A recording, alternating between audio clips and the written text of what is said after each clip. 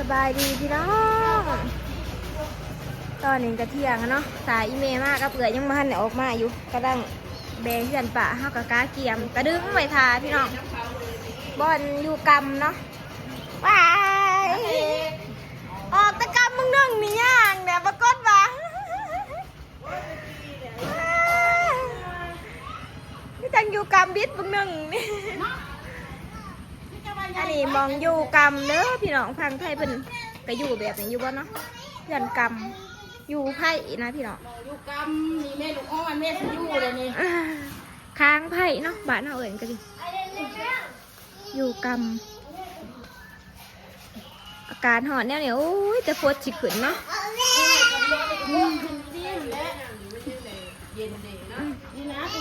ฝนสิตกพี่น้องถ้าสิรังไผ่ค่ะเพราะว่าเจ้าน้อยเพิ่นออกมาแล้วก็พอดีเขาอยู่กำเลยเนาะเขาอยู่ไผ่เลยพี่น้องทั้งคนเขาก็อยู่กำดิบเนาะกินน้ำเย็นตอนแรกเพื่อนก็อยากอยู่กำดิบอันนี้จะจังไรวันนี้ห้ามเดี๋ยวมันชี้เอิดนะฮะล้างไผ่พี่น้องเดี๋ยวก็สาวตีไปเอาเขี้ยมาต้มน้ำเนาะจะหน่อยเอื่อยก็ยีเมย์พอก็เสียออกมานอนห้องหมอคืนหนึ่งพี่น้องเพราะว่าหมอเพิ่นบ่ให้ออกมาทางอาการก่อนเนาะผู้ดีมื้อนี้เพิ่นให้ออกงั้นกำแล้ววันนี้ป้ายังก็สนุย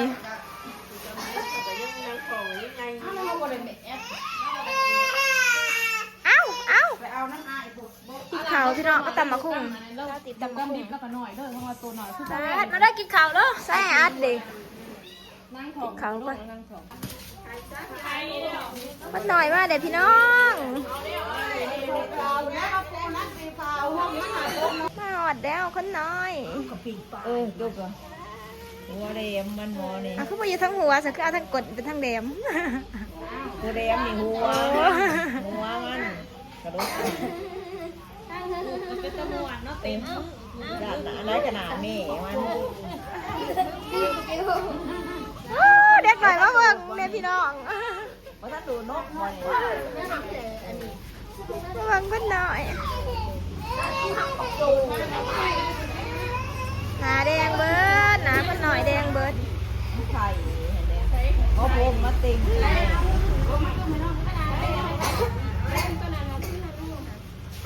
นี่พี่น้องมีอยู่กำเหมือนเนาะขาดออกมัดอ่ะมาแบบมันคู่มือขาดเนี่ยงานผีนี่ออกมาเนาะนี้ไม่แม่สิโน่ไอ้เด้อมันอ้วนลายมือมันก็เหี่ยวเขาตีมันนักนี่แหละมันเป็นใจแววนี่คุณเมย์ยังหยางมาพี่น้อง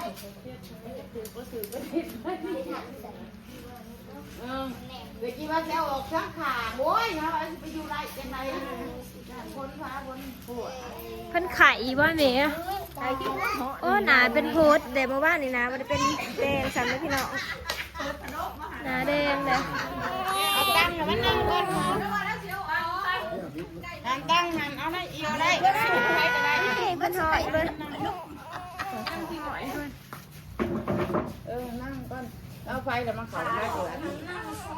เขาโลดได้เนาะเขาโลดถูกเป่ากันนะเขาโลดนั่นเองนอนก่อนเขาบอกเลยว่าเป็นเปิดนี่เลยเสื้อหน้าออกแล้วก็มาห่ออัดนอนห้องหมอคืนหนึ่ง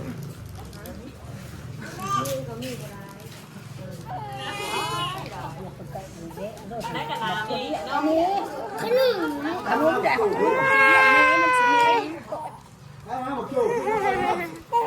ไห้เลยมาอยู่ห้องหมอนอนเบิ้ลเหมือนเบิ้ลเว้นเจ้าใหญ่คือว่าเด็บบ่ยังหน่อยบ้านเสื้อตีพี่น้องอันหนึ่งออกประดัดใหญ่ข้าวเดียวได้ลูกเสื้อตีนี่ได้ลูกเสื้อตีไอ้เบิ้ลเอามันเด็ดตี ขาดได้ห้อง FC ว่าซื้อตัวเจน้องตัวโจ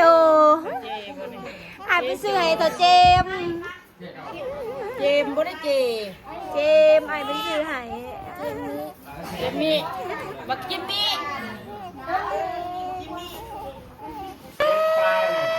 คนหน่อยอาบน้ำแล้วเลยพี่น้องตะสบายดีพี่น้องเนี่ยดีใจว่าได้น้องน้องจะซื้อจะได้บอก FC ในที่ซื้อมาอีหยังไปซื้ออีหยังให้มันเจมมี่มักเจมเจมมี่อีเพิ่นว่าพี่น้องเจมมี่อีน้องไอโจนัสเนี่ยนาขึ้นมาเบิ่งค่ะเนี่ยมาใส่กล่องดิโจนัสดีใจได้น้องพี่น้องอย่าเห็ดเด้ออย่าเห็ดเด้อเพิ่นหน่อยอาบน้ำเด้อได้พี่น้องเพิ่นไห้เนาะว้าหนาเพิ่นสิเป็นโพสได้พี่น้องนี่เป็นโพสแดงๆนะเพิ่นหน่อยไอ้เป็นหอนเพิ่นเนาะแป้งนี่พี่น้องเลยอันนี้ก็แขกคนมาอุ่นเนาะพี่น้องนี่พี่น้องกำบานเนาะก็คือใส่ไผ่แห้งแบบนี้ด้วยได้พี่น้องหอนต้มน้ำเนาะแล้วก็ใส่ไผ่ใส่อันนี้ ว้าวจะเป็นร้านข้าว ผ่าเนาะค่ะมันหุงเหืองเนาะนี่คนหน่อยมาหอดเทือนแล้วนอนเนาะคำหูเนาะบ่ไหายเนาะ ท้องสะเพาท้อง หูเนาะเพิ่นนั่นถือหมอซักยาพี่น้อง3 เข็มขี้หอนสงสัยไข่เนาะตีตนเล็กหน่อยมันแบบบ่หูอิหยังหั้นนะหาวเด้อเฮ้ยตาหน่อยย่าให้พ่อใหญ่มาปลูกเคียนในเมยุกรรมเอากรรมเลยพี่น้องอยู่ไผ่แบบนี้เนาะกลางคืนเราก็สมาเดินไผ่บอกด้วยว่ากินกาแฟเบาแบบนั่งกรรมนี่เลยพี่น้อง มุ่นจังหวะหน้าข้าวกับแม่ โอ้เขาไม่ได้ท่าเจ้านะมันบังเอิญที่สื่ออยู่กรรมมีหมอต้มน้ำนะพี่น้องหมอต้มน้ำกินน้ำมันฮ้อนเนาะอยู่ปุ๊แล้วก็หมอท่านั่นก็หมออาบน้ำเนาะหมอต้มอาบน้ำฮ้อนนี่ได้พี่น้องกินน้ำฮ้อนต้มน้ำฮ้อนเนาะอยู่กรรมฮ้อนแบบว่ากรรมสมสื่อว่าอยู่กรรมได้พี่น้องแบบอยู่หอนอยู่ไผ่เบิ้งนะอยู่จักคืนนี่เอื่อยชื่อจักคืนอยู่หาอยู่หาคืนเพราะว่าเพิ่นเป็นแม่คนที่3นี่พี่น้องออกดูสติมาถ่ายคลิปให้พี่น้องเบิ่งเนาะอยู่ไผ่อยู่กรรมอย่าพ้นตกกับต้องเอาแม่มากำเบิ่งอันนี้บ้านมันบ่ได้เอ็ดนะถ้ามันเด็ดแห้งสิหอนก่อนนี้นะเพราะว่าอยู่กรรมแบบว่าอากาศหอนโดยนี่เอื้อย เปิดหน่อยเฮากันนอนแบบสงัดเลยพี่น้อง ครับแบกกู ใช่เลยน้าเอาแล้วมาให้เราบอกจอก เฮ้ยเขาสาระ อยากเอาจอกก็เป็นใหญ่ไปจอกกระบวยตักบักกระโปงข้าวมันเอากระบวยตักน้ำหอนนี่ก็ได้เนาะ ใส่อยู่จังหน่อยก่อนเป็นหน่อยก็อาบน้ำเดี๋ยวก็เศร้าหายเป็นหอยเป็นว่ามึนตาปังมังอยู่พี่น้องช่วงไหนก็สิหายสมจักเลยนี่นั่นช่วงว่าบ่หายก็สิหายซ้ำว้ายตาหน่อยเอ้ยมึนตามังกรอยู่พี่น้องอันนั้นอากาศมันก็หอนเนาะฝนตกดีแต่ฝนตกมันอยากสุ่มเย็นน้อยหนึ่งถ้าตีสุดใส่สตีนให้คนหน่อยพี่น้องเดี๋ยวใส่สตีนก่อนใส่สตีนก่อนลูกหลานใส่สตีนก่อนตาหน่อยใส่สตีนก่อน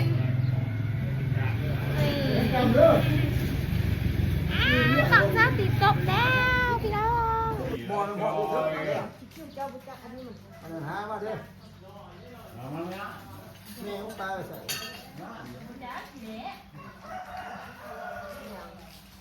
อละหมอนมอรู้จะขึ้นเห็นบ่ ขาท่า ในพ่อเขาเนื้อนะ พอกันเอาแล้ว สบายก็ดีแต่ว่ากาบวมเรา จะว่าสบายอะไรว่าไปส่งกลัวเลือดนะสาวกัน ได้ฮะก็ว่ากาบวมมันอยู่ อะไรว่าไปส่งเลือดนะกูอยากจะสาวง่าย เฮ้ยอันเนี้ยยิ้มไปเขาทำยังไปแล้วเมาได้จิ้มไปกันไหม สบายดีเด้อทุกคน ดูละ วันนี้ก็เอื่อยมาหอดบาทเลยเนาะสาธิตมีของขวัญสิมาให้เอื่อยนี่ก็คืออายทาง USD เพิ่นฝากเงินมายินดีน้ำเดวิลน้ำพี่น้องเพิ่นออกลูกรับไปเลยแบบให้เป็นของขวัญพี่น้องมาเดี๋ยวแดงแดงแดงอ่าเงินอายได้ให้ให้200พี่น้องให้เดวิล ดู เนาะ ละ เพิ่นพากิน ไว้อ่ะดูละ ด้วยเวลาเพิ่นออกลูกงานเอาไปใส่ใจในงานกรรมเจ้าบ่พออีหยังจะได้อีหยังหลายอย่างเดี๋ยวขอยสิไปเสพพี่น้องสิซื้อของมาให้เพิ่นเลยเราเนาะลูกของมันหลายจะข้าวหลายอย่างนี่จืดนะเดี๋ยวไปดูมาไป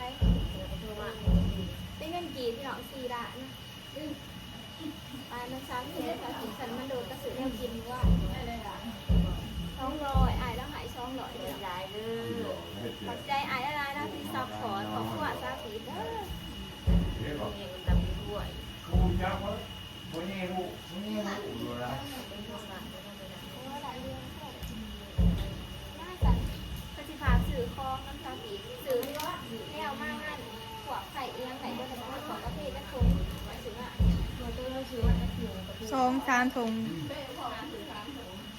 ซิวจะขึ้นอยู่กับ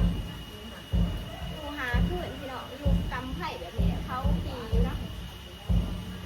เดี๋ยวเงินบาทหนึ่งเลยหายเช้าตีไปซื้อคองพี่น้องมาไหวแบบงานกำเนาะไม่ว่าเป็นไผ่เป็นแนวกินแนว เรามาเองก่อน ซื้อจะได้ซื้อแนวมีมากกว่าจะได้ อันนั้นตัว เล็กน้อย ส่งไปเอาเงินหลายเดือนส่ง ผมมีกระบอกให้เราละ งานจะงานเองเมื่อไหร่เข้าเมื่อ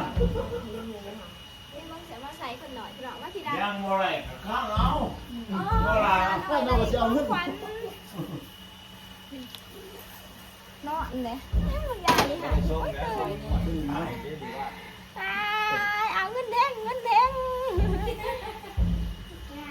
จะสีโสเด้อเป็นคำหูเด้อ